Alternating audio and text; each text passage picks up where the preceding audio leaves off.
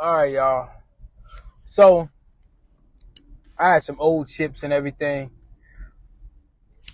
That's the Seagulls.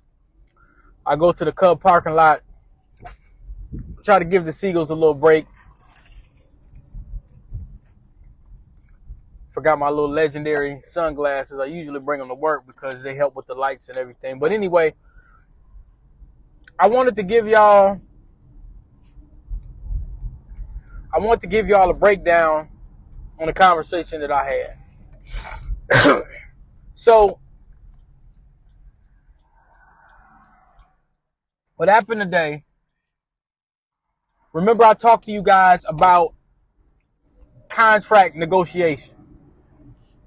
I was supposed to upload a short of it, so I might upload that real quick, throw a couple tags on it and whatnot, get our algorithms up. Y'all know what my intention is. I'm trying to build this channel. I want to try to monetize, get some money. I definitely deserve it. Get some money, release some more projects, give black folks some more IT certifications, do what I do. So I'm telling y'all what my intentions is. Anyway, yeah, we got, you make money off your culture. That's what you do. That's what you're supposed to do. Everybody else is reaping the benefits. We supposed to make money off of it. So, anyway, I'm talking to my agency. Remember, I was telling y'all before they weren't sure when the contract would end or whatever the case may be. And so I had reached out to them and said, okay, do I need to be out and about looking? Because when you have a contract and they're telling you it's X amount of time, and when it's getting closer to the time and they get shaky and they're not really sure about, what time and, when is it going to end or whatever the case may be, you need to be proactive. All right. So I started getting into the question mode. And then after that, I got some information. The agency reached out and said, once we get closer to that time, holler at us again. I said, hey, I need a heads up. I'm not going to wait. And then what ended up happening, it's a long light, man. I don't like these long lights. I usually like being in the right lane. So I was just getting ready to send them some more information because I was talking to the lead and kind of letting him know what's going on about certain things, like, hey, trying to find out some more information. I said, well, now let me talk to the manager, because he, the lead they don't be having managerial, they have some deputization. They can try to do that, but they don't really got no pull in terms of where that pay rate and all that kind of extension is going to be. So I sit down with the manager. I'm like, hey, what's going, he said, I know exactly what you want to talk to me about. I said, all right. So he's let me know, you're doing an excellent job. You got us looking good. You got us looking real, real good.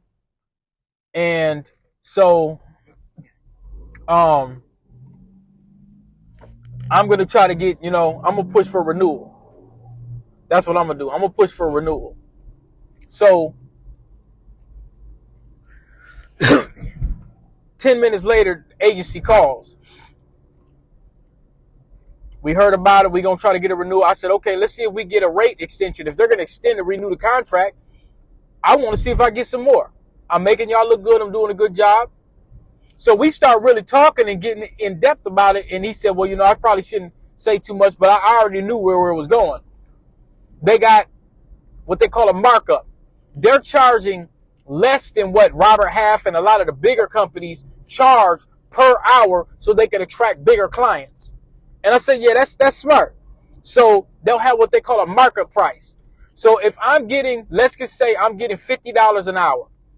they might bill them 100, 150 an hour, or whatever the case may be. So he started getting in depth about it.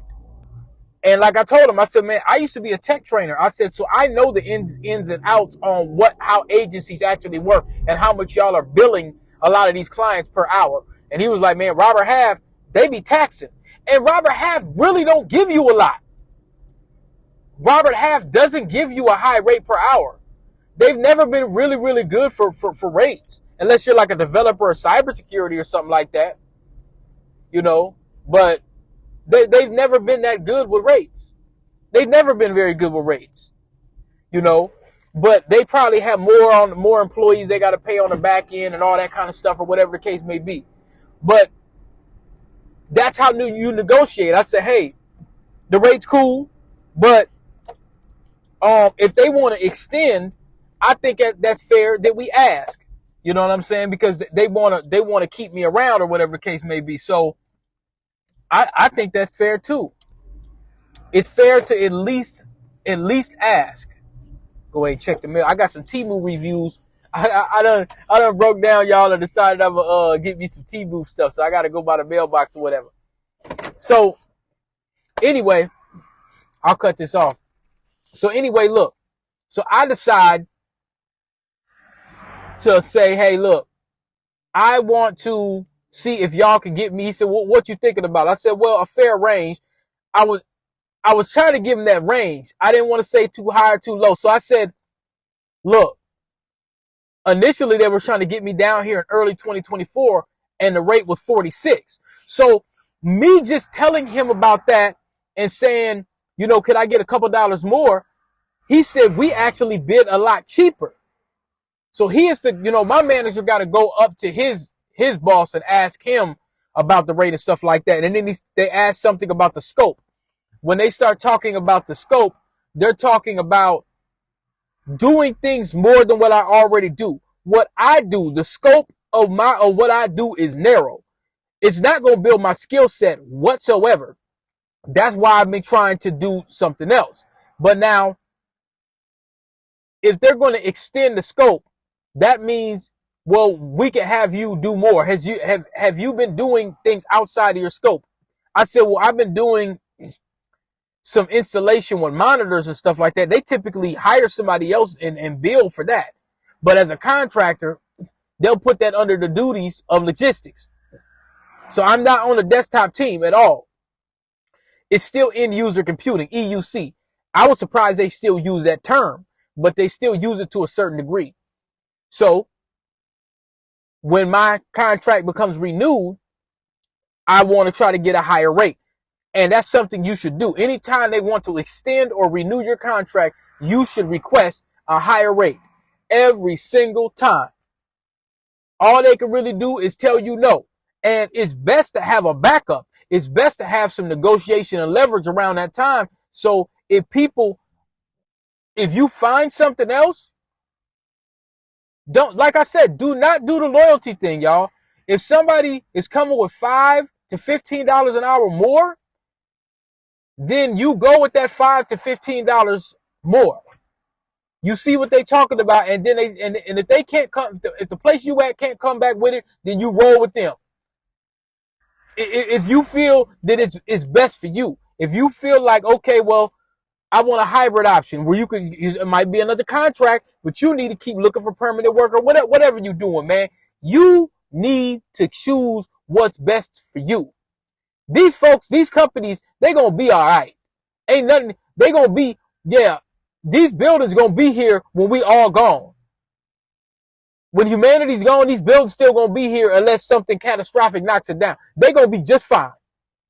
You got to do what's best for you. You see what I'm saying? All right, over and out.